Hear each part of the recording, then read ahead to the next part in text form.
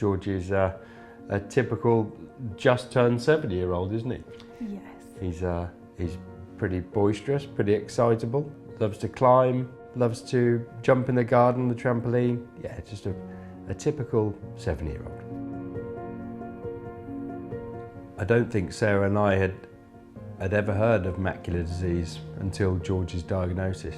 We didn't start noticing that anything was wrong with George's sight really until one of the teachers mentioned it at parents' evening, and they said, "We think you should get George's eyes tested."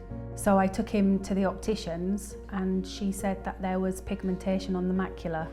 I kind of had this flashback in my memory thinking of all the things that had been happening over the last few months, and suddenly it was really clear, sitting so close to the television, not wanting to read his books from school. It was like my world fell apart really in a way, because as a parent you do have hopes and dreams for your child even at 6 years old. He wanted to be a plumber, all these things that he'd said he wants to do when he gets older. And on the first day of diagnosis, he was already sight impaired. They certified him that day, and the consultant said he will never drive. And even something as small as driving, it just hits you like a massive weight. That's huge for a child, that there's already so much that he's never going to be able to do. We feel, as a family, that we wanted to support the Macular Society in order to support their funding for the future to find a cure.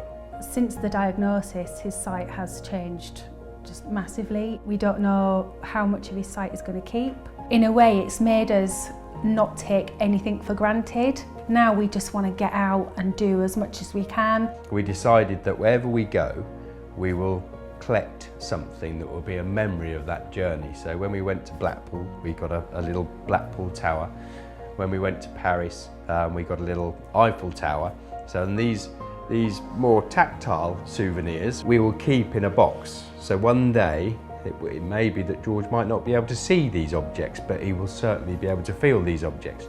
So this is our memory box, our box of memories, isn't it? That they may be critical for George to recall where he's been and what he's done in the past. Research into macular disease is so important for anybody that suffers from this disease, not just older people, it's young people, it's children, starting from such young ages.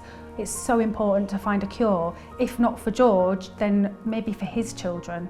If a cure for macular disease could be found tomorrow, it would mean nothing but normality.